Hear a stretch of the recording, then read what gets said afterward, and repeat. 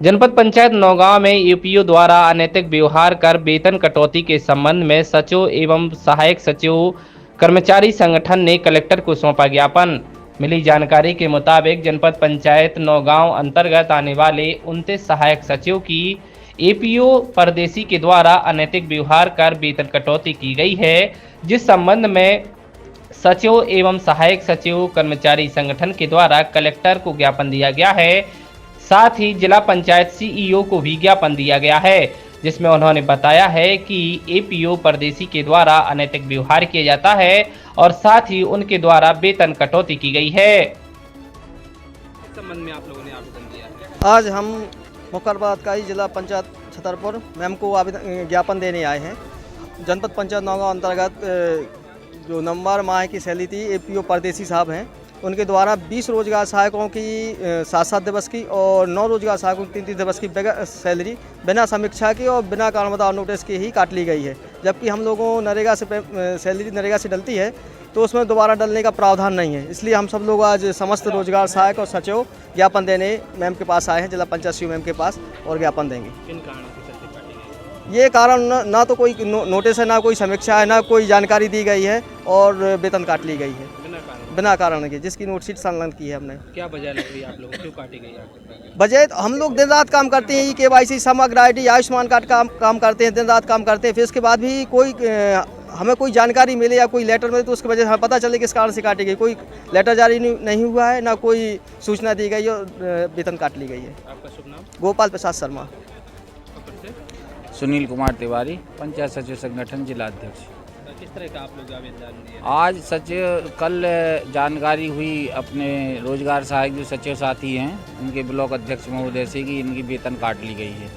उस पर भी चर्चा कई बार जनपद में इस बात की चर्चा हुई है कि जो जनपद की मशीनरी है उससे पूरी तरह प्रताड़ित है सचिव और रोजगार सहायक, चाहे वो पंचायत इंस्पेक्टर साहब हों, चाहे बाबू हों, चाहे लेख वाले हों, चाहे रोजगार गारंटी के कर्मचारी हों। मतलब उन लोगों का ये काम है कि यदि कोई भी फाइल उनके पास जमा करो तो 2 दिन में वो खो जाती है, पुनः पंचायत से मंगाओ, फिर पंचायत से मंगाओ, कई बार पंचायत बना देती है।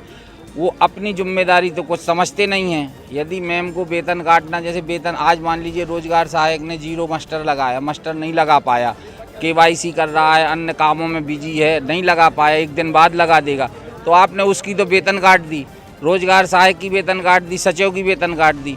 लेकिन क्या सचिव और रोजगार सहायक के बारे में कभी मैम ने सोचा है इस बात के लिए कि 11 महीने से एनपीएस का पैसा नौगांव जनपद का नहीं डला है पंचायत सचिव के खाते में? इसमें कौन दोषी है और किसको क्या सजा दी जा रही है?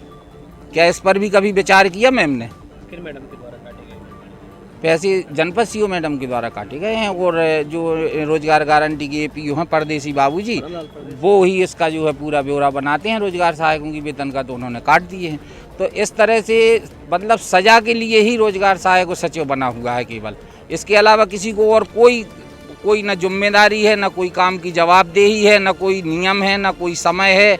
जब जिसको जो कुछ करना है। आज दिनांक 6 तारीख हो गई, आज तक सचिव की वेतन नहीं डली, रखे हुए हैं, काटना है वेतन, क्या करना है क्या नहीं करना है सोचेंगे, विचारेंगे। कब विचारेंगे आप? आपको 27 तारीख को विचार कर लेना चाहिए था, 1 तारीख को। आपको अंदाज नहीं है। मैम से मैं कहना चाहता हूँ, शासन प्रशासन से कहना चाहता हूँ कि उन्हें इस बात का अंदाज़ा नहीं है कि जब किसी कर्मचारी का बच्चा स्कूल जाता है उसे पनिश किया जाता है कि आपकी महीने की पैसा जमा नहीं हुआ, तो उस गार्जियंस को कितना शर्मिंदा होना पड़ता है बच्चे के सामने, इस बात का उन्हें अंदाज़ा नहीं है।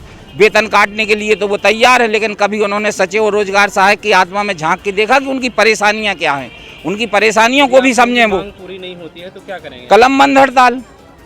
और सचिव पूरी तरह से अपने रोजगार सहायक भाइयों के साथ है और उनकी यदि वेतन वापस नहीं होती तो निश्चित है कि कलम बंद हड़ताल होगी।